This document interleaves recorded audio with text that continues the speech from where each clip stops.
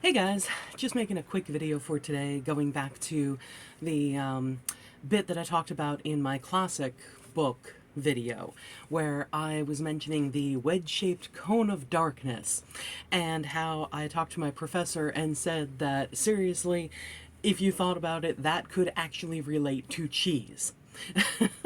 Because I will say he was not one of those professors that says my interpretation is the right one, end of story. He very much was not. I loved this guy as a professor. He was terrific.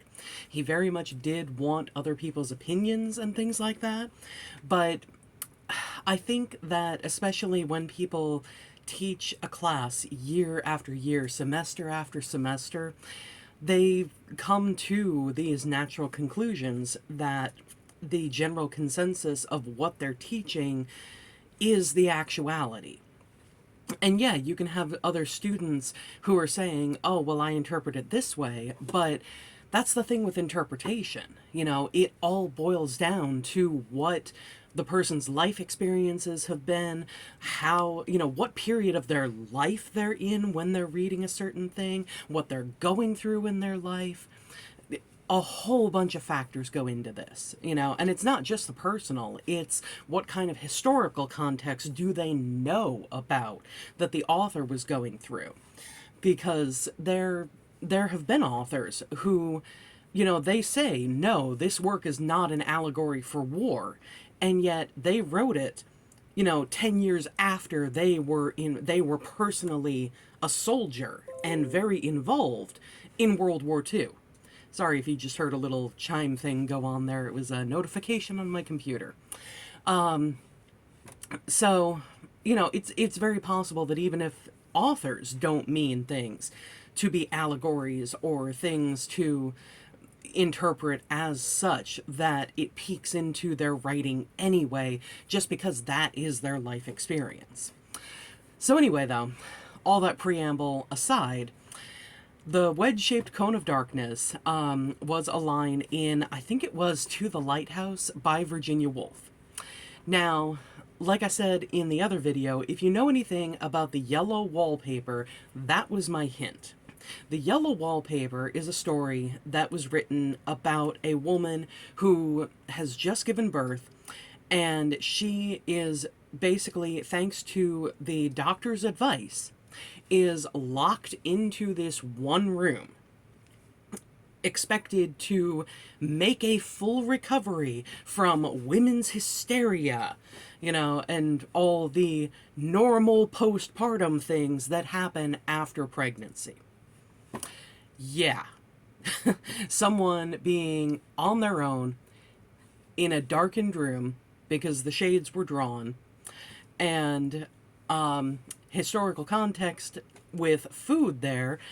A lot of women who had just given birth and, were said to be suffering these women's maladies were given foods in high fat, high dairy, heavy foods, which does not help with depression. So this woman, she actually based the Yellow Wallpaper on her own experiences and how badly the doctor screwed up in what he was telling her to do. But the Yellow Wallpaper has this woman starting to hallucinate things in the yellow wallpaper in this room.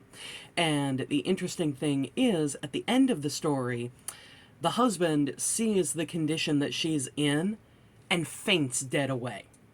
So it's a nice little, if you want to call it a feminist ending, because I'm sure that's how people would classify it today.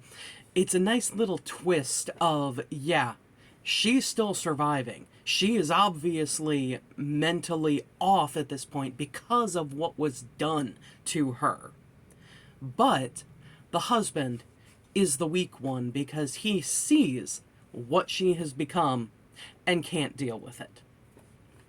So anyway, the dairy bit that I mentioned, them being fed dairy and things like that, was the main connection with Yellow Wallpaper, because wedge-shaped cone of darkness, I went up to the teacher, to the professor at one point, and said, seriously, wedge-shaped cone of darkness could relate to cheese.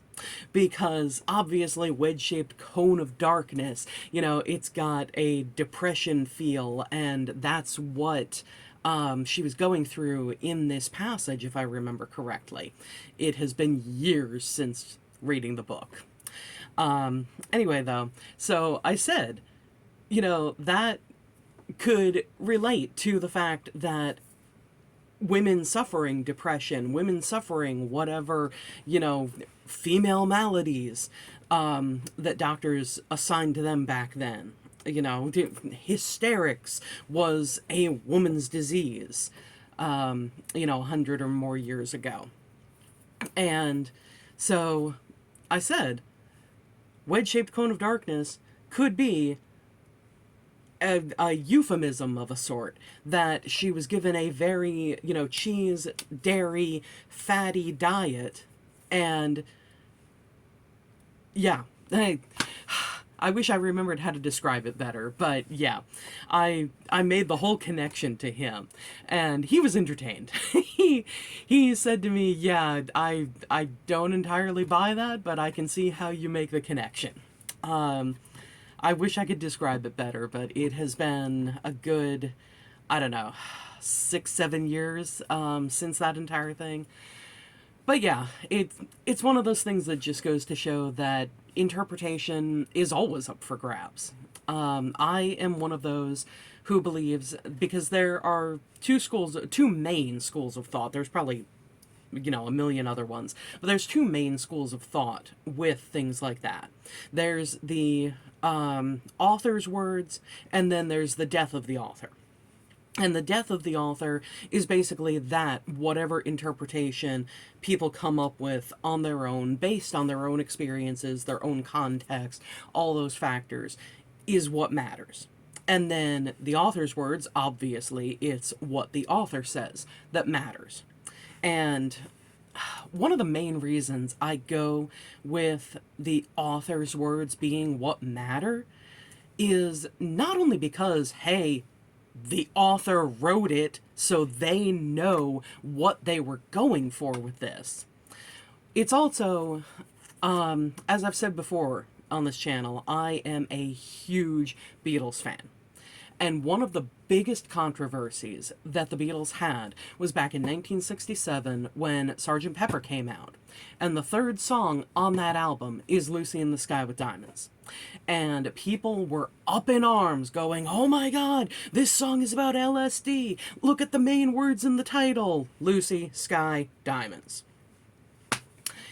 The reality is that Lucy in the Sky with Diamonds was about a painting that John's, at the time, 4-year-old son, Julian, had made when he was in kindergarten. And this girl, named Lucy, was the subject of this drawing. And, little kids, they don't really have a concept of ground and perspective and sky and all that stuff. So he drew this little stick figure girl floating in the middle of a blue sky with stars. And when John asked Julian what it was, he said, it's Lucy in the Sky with Diamonds, Daddy. Because, the stars were diamonds. And so John wrote this song. And John was a big fan of Lewis Carroll and Alice in Wonderland and Through the Looking Glass. And some of the imagery, especially the boat on a river, and the yellow and green cellophane flowers and things like that, were specifically drawn either directly or just inspired by the Wool and Water chapter. I think it's chapter 22 in Through the Looking Glass.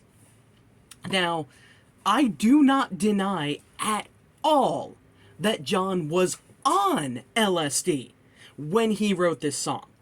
I do not deny that at all. In fact, I totally say, yeah, he was probably drugged out of his mind on whatever things when he wrote it. That does not mean that the song is about LSD. So yeah, that's the main reason why the whole death of the author thing bothers me.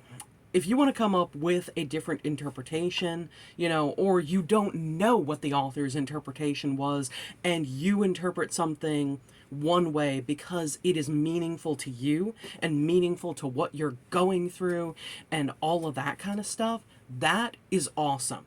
You know, that is something, while I think that therapy is a very needed thing for pretty much anybody in the world, finding those things that are out there in popular culture and in, you know, current or past media that help you find an anchor to hang on to is a very meaningful and very important thing. But at the same time, if you're going to do the kind of thing that the people back in 1967 did to John, where it's, oh, we need to ban this song because it's about this, just look at this evidence, that's ridiculous. Believe the writer who says this is the story behind this. Anyway, so what do you guys think? Is the author's interpretation, the author's knowledge of what the meaning is more important, or is the interpretation of the crowd more important? Let me know in the comments below.